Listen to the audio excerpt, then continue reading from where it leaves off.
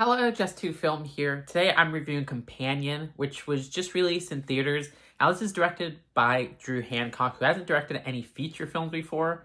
It was produced by Zach Kreger, who of course did Barbarian and is a part of Whitest Kids You Know. So that kind of made me a little bit interested, and also some of my friends recommended it as a decent movie. This movie, without spoiling anything, is about Iris, who is absolutely in love with her boyfriend, and her boyfriend takes her on a trip to hang out with some of his friends in this, I wouldn't even say cabin in the woods, but like mansion in the woods. It's a very, very nice area. And this is a horror, thriller, dark comedy, so it's mixing a lot of different genres, also lots of romance in there.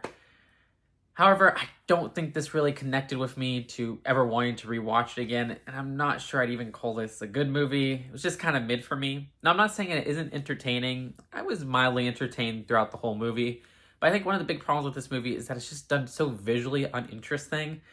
It's shot in a very boring way without any personality. A serviceable direction, sure, but we don't really get anything interesting to look at. I want to see interesting camera work. I want to see interesting uses of color and things like that in films. And when it's shot so stalely, it's kind of like, okay, why are we using this medium of film here? But of course, great writing could surpass my desire for a great image. And the writing is, it's okay.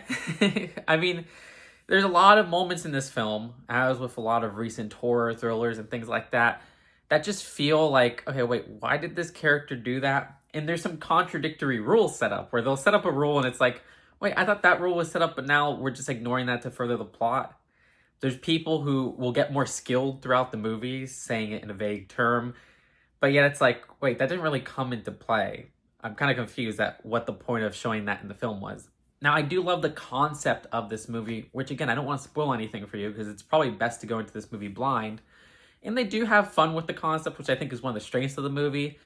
However, I think another thing holding back having fun with these concepts is that it's such a limited location, something we've seen in so many other horror movies like this before, whereas people running through the woods for a lot of this movie. It's kind of like, again, if it was shot more interestingly, like A Strange Darling, that could work to its advantage. But for this film, I just ended up wanting more locations to be used. This film has decent performances. There's not really a bad performance. Jack Quaid is one of the leads here, and I love Jack Quaid in other movies. I will say he's kind of getting a little bit typecasted in the role that he has in this movie, but I still think he did a great job, and it's always great to see him pop up on RLM. Sophie Thatcher is the lead, though, and she's a pretty cool performance. Like, I would say she's on the same level as Jack Quaid, but it was still a fun performance for the character that she had in this movie, and she was also pretty good in, Heretic recently. The supporting cast includes Lucas Gage, who I always love seeing pop up, and he has a lot of fun in this movie as well, so that was pretty cool. With the visual design being boring, I also think the music design was not really there, where the score wasn't anything too memorable. I do think towards the end there was like one score piece where I was like, okay, that was pretty cool. But yeah, it didn't really take away from scenes, at least, like a lot of movies, but it didn't really add anything to the movie. I also think this film's jokes don't really land. There's one or two pretty funny parts, nothing laugh out loud, but like, that was kind of funny moments, but there were also jokes that just did not land where I'm like, okay, that was just not funny and kind of annoying. And more with the writing, there's an opening monologue. I wish they just cut out just the ending of that monologue, where I feel like it reveals a bit too much of what's going to happen in the film. It's like you could have like cut right at this specific moment of the monologue, and it would have made the tone and outcomes in the movie a little bit more ominous. And speaking of things that kind of are foreseeable in this film, I feel like I kind of expected exactly where this film would leave off and how it would end and everything like that.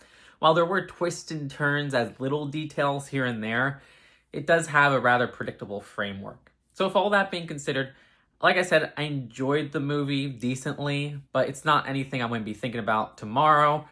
It's also just hard to recommend to people when there's so many great films out. I wish they went a little bit further with its visual design and touched up the script a little bit more.